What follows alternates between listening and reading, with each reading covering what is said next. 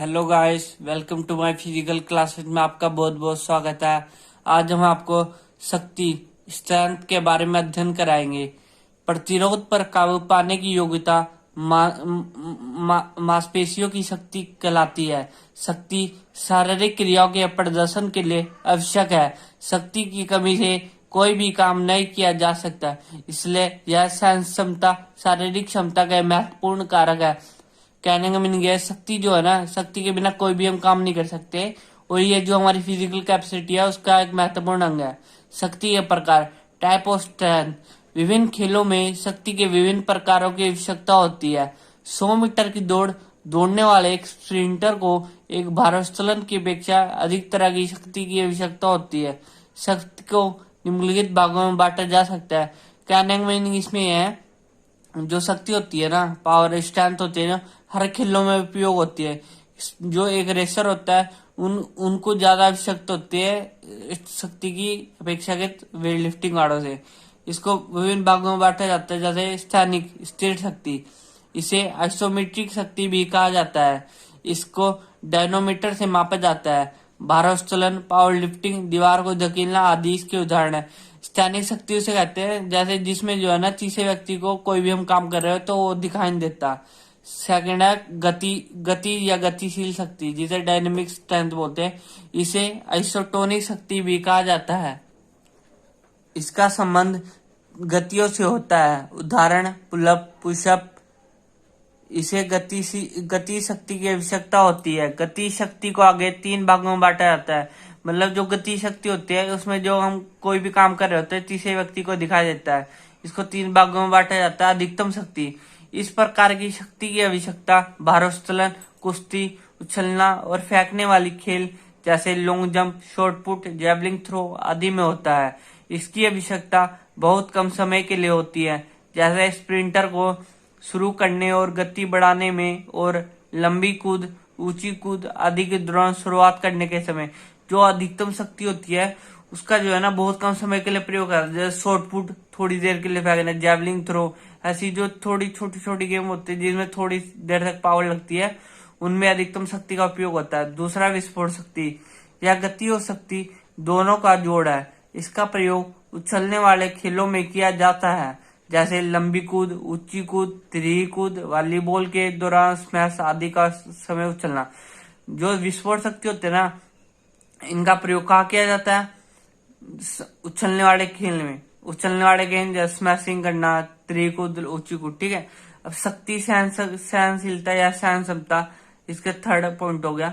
यह किसी व्यक्ति की थकान के दौरान प्रतिरोध का सामना करने की क्षमता होती है। यह सहनशीलता और शक्ति की योग्यता का मेल होता है। शक्ति सहनशीलता के तरह की लंबी दूरी की दौड़ और सड़क की दौड़, साइकिलिंग चलाना आदि के दौरान प्रयोग होता है। जो सहनशीलता होती है ना, क्या होती है सहनशीलता? थके हुए समय भी किसी काम को करना सहनशीलता कहलाता है। इसका प्रयोग लंबी दूरी की दौड़, साइकिलिंग चलाने, तैराकी में किया जाता है सहनशीलता का प्रयोग। अब शक्ति को सुधारने के ढंग पढ़ेंगे हम। फर्स्ट, साधारण व्यायाम। साधारण व्यायामों को आम शक्ति के आधार पर तैयार करने के लिए किया जाता है, और यह किसी विशेष खेल तकनीक से संबंधित नहीं होते। यह व्यायाम पूरे शरीर का बराबर विकास करते हैं और गरमाने और अनुकूलन के लिए अच्छे होते हैं। सेकंड, विशेष व्यायाम। ये वे व्यायाम होते हैं जिनका सीधा संबंध विशेष मांसपेशी समूह से होता है, जो कि विशेष खेलों की तकनीक में प्रयोग होता है। शक्ति को ज्यादातर भारोत्तोलन से विकसित किया जा सकता है। शक्ति को 3 भागों में बांटा जाता है। जो स्ट्रेंथ होती है ना, उसको हम कैसे डेवलप कर सकते हैं? वेट लिफ्टिंग के द्वारा। जो स्ट्रेंथ होती है उसको आगे 3 भागों में बांट दिया जाता है। आइसोमेट्रिक व्यायाम। आइसोमेट्रिक व्यायाम शब्द ग्रीक शब्दों से मिलकर बना है, जिसमें आइसो का अर्थ है बराबर और मेट्रिक का अर्थ है मापना। आइसोमेट्रिक व्यायाम को स्थानिक शक्ति प्रशिक्षण भी कहा जाता है। इसलिए व्यक्ति के शरीर को हलचल तीसरे व्यक्ति को दिखाई नहीं देती। इस व्यायाम का प्रयोग भारोत्तोलन, बॉडी बिल्डिंग, पहलवान और कबड्डी के खिलाड़ियों द्वारा किया जाता है। इन व्यायामों के उदाहरण है रस्सी में लटकना, दीवार को धकेलना आदि। अभी हमने बताया था आइसोमेट्रिक व्यायाम क्या होता है, जो हमारे तीसरे व्यक्ति को दिखाई देते हैं। ज्यादातर कौन से जो गेम होती है उसमें यूज होता है, बॉडी बिल्डिंग होगी, पहलवान हो गए, वेट लिफ्टिंग आदि। लाभ, इसके बेनिफिट क्या क्या हो सकते हैं। इनके लिए बहुत कम स्थान की आवश्यकता होती है और इन्हें कहीं भी किया जा सकता है। सेकंड, इनके लिए किसी उपकरण की आवश्यकता नहीं होती है, मतलब कोई भी इंस्ट्रूमेंट नहीं चाहिए, खुद ही हो जाता है प्रैक्टिस करके, गेम घूम करके। थर्ड, इन व्यायामों में समय कम लगता है। हानि इसके क्या क्या क्या। पहला, यह व्यायाम सिर्फ सैनिक शक्ति का विकास करते हैं, जबकि खेल कूद के लिए गति शक्ति की आवश्यकता होती है। कुछ दिनों बाद रुचि कम हो जाती है, क्योंकि हर रोज एक ही प्रकार के व्यायाम किए जाते हैं। मतलब हानि क्या क्या होगी, जब हम डेली एक्सरसाइज वही सेम एक्सरसाइज करेंगे तो मन बढ़ जाता है, फिर हम छोड़ देते हैं एक्सरसाइज करना, ठीक है। और अब पढ़ेंगे हम आइसोटोनिक व्यायाम। आइसोटोनिक शब्द यूनानी शब्द आइसो अर्थात समान और टोनिक अर्थात बराबर होती है। यह वह व्यायाम होते हैं जिसमें व्यक्ति के शरीर की गतियां तीसरे व्यक्ति को दिखाई देती है। उदाहरण, हल्के भार या डंबल आदि के साथ व्यायाम करना। अधिकतम व्यायाम इसी श्रेणी के अंदर आते हैं। इस विधि को ताकत विकसित करने के लिए सबसे अच्छी विधि माना जाता है। मतलब आइसोटोनिक व्यायाम कौन से हो गए, जिसमें जो है ना तीसरे व्यक्ति को दिखाई देती है जो हम करते हैं काम, पावर है। और जो ये है सभी व्यायाम जितने प्रैक्टिस होते हैं उसमें ये सबसे अच्छी होती है और ये स्ट्रेंथ बढ़ाने के लिए सबसे अच्छी वो विधि है। इसके लाभ क्या क्या हो गए। पहला, इन व्यायामों से शक्ति और सहनशीलता दोनों का विकास होता है, मतलब स्ट्रेंथ भी बढ़ती है और एंड्योरेंस पावर भी बढ़ती है इससे। सेकंड, इन व्यायामों से गति शक्ति का विकास होता है। इन व्यायामों से लचक बढ़ती है, मतलब फ्लेक्सिबिलिटी भी आती है इन व्यायामों से।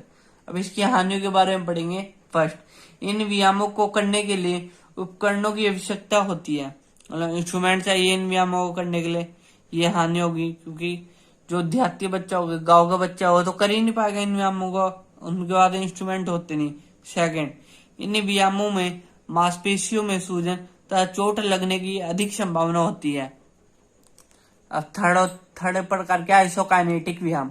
आइसोकाइनेटिक शब्द ग्रीक आइसो से आया है, जिसका अर्थ है बराबर, और काइनेटिक का अर्थ है मूवमेंट। आइसोकाइनेटिक व्यायाम मशीनों पर किए जाते हैं। इसकी सहायता से विस्फोट शक्ति तथा सहन शक्ति को बेहतर किया जा सकता है। मतलब ये जो आइसोकाइनेटिक व्यायाम होते हैं मशीनों पर किया जाते हैं, ठीक है। अब इसके बेनिफिट क्या क्या होंगे। व्यायाम गति की विभिन्न किस्मों में किया जा सकता है। सहन शक्ति को भी बढ़ाया जा सकता है। थर्ड, मांसपेशियों की शक्ति बढ़ाने का यह सबसे अच्छा तरीका है। जो मसल की स्ट्रेंथ होती है उसको बढ़ाने का अच्छा तरीका है, और ये जो एंड्योरेंस पावर होती है हमारी उसको भी बढ़ाता है। इसकी हानियां क्या क्या होगी। उच्च लागत के उपकरण, मतलब मशीनें लगती है, महंगी महंगी मशीन आएगी। सेकंड, प्रशिक्षण की निगरानी से किया जाता है, जो ट्रेनर होता है उसकी निगरानी के अंदर करना चाहिए, वरना हमें क्या लग सकती है, चोट। थर्ड, ये व्यायाम अधिकतर थका देने वाले होते हैं।